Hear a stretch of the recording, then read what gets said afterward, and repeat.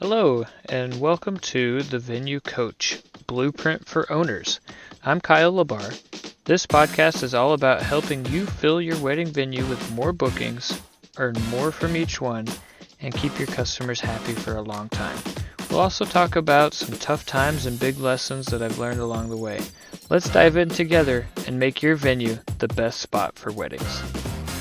Hey everybody, welcome to another episode of the Venue Coach.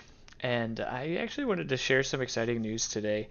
I had a client reach out to me this morning, and we were just chatting back and forth, and I asked how the implementation was going since the training. It's been about a month, and she got back to me and said that they had just booked like 3 events, and it's only the first of the month, so they booked 3 events today, and they have a couple of date holds up, and that they are looking at another 10 tours this week. And so they're just like they didn't have a problem getting tours before I came out and coached them, but their problem was actually closing the deal. And so they went from an average of 2.5 bookings for the past 2 years, that was their average, to now they are already double, or sorry, they've already met that goal in the first day of the month, and they are set up to just really crush it this month. So I'm really excited to see their progress in this month of July, and just to see, how well they implement the training that we went over when I was out there last month. So I was just really excited about that. It's been one day into the new month, and they're already surpassing their old averages, and it's just looking so great. So anyways, well, you know what? Why don't I was going to talk about something else today, but why don't we just stick with that topic? So the thing that I trained them up on when I was out there, that we really went over, like I'm talking from 8 a.m. to 9 p.m., we were just hammering this topic. And it has everything to do with doing the tours and how to sell. Because a lot of venue owners that I've encountered don't really approach the tour as a sales opportunity, and so they're missing out on vital business. So what typically happens is the couple comes out, oh, it's so nice to meet you, come on in, here's the property, here's all the stuff, here are the chairs, here's the bar, here's the bride and groom suite, and okay, if you have any questions, let me know, and then walk them out the door. And you might as well spend that much time on your tours if that's all you're doing. And that may sound a bit harsh, but it is true. And that's a great way to not get a lot of business.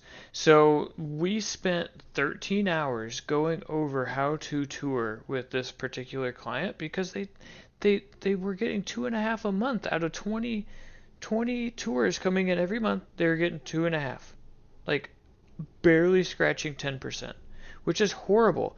And a lot of venue owners are barely scratching 25%, which is also horrible. Like, you have so much potential to get more business in that if you actually conduct your tours properly. And so I think that of all the things that I could talk about on this podcast, this is probably the most important thing.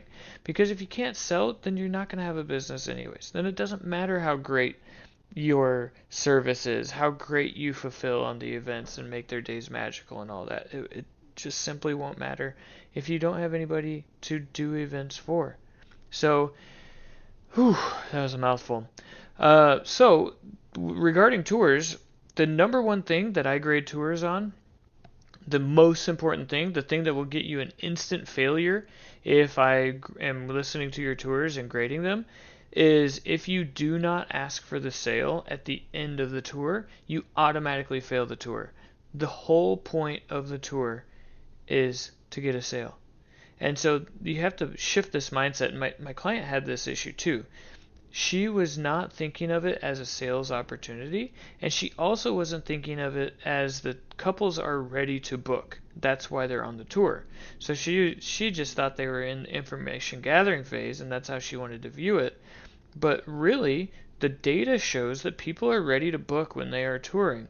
The average time that we see people book is within 7 days. That's average.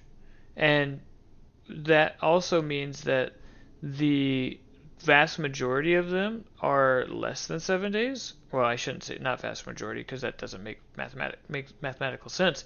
But the half of them book in 7 days or fewer, and the other half book 8 days or more. And so it could be 8 days, 9 days, 10 days, still really close to that. And you can have a few outliers that take a month or two or three, something like that. However, we have seen that half of all of our bookings are actually booked on the same day or the day after.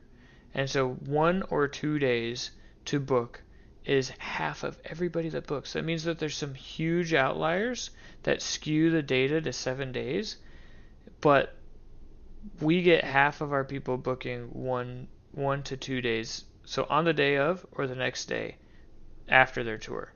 And so that tells me high intent. They are 100% ready to buy. And so we have to convince them that we are the ones that they want to give the money to. They have the money, they're ready to spend it, they're ready to commit if they find the right place. And so your first part of the tour is to show that you are in the right place, and the second part of the tour is to ask them for the money. Ask them to book. And if you're not doing that, then you're failing at doing tours. So, I will leave it there. Food for thought, things to think about. Reevaluate the way that you're doing your tours and ask the number one question. Am I asking for the sale? If you change nothing else about your tour, except that, if you ask them to book with you, you will get more bookings. Simple. It's as simple as that.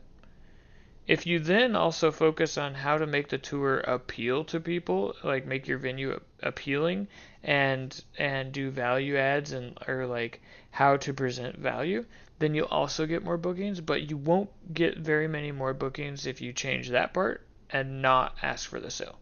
So I hope this was helpful. I hope this was very clear. Ask for the sale when you're doing your tours. Ask for the sale. You'll get more bookings. And if you found this helpful, if you're the one who is not great at asking for the sale, you feel real nervous about it, or you just aren't comfortable doing it, then this is for you. That you need to get over it. And if you need some help, let me know. I can help you through it. But you got to get over it. So anyways, if you found this useful, please subscribe. Stay tuned for the next one. I'll see you there.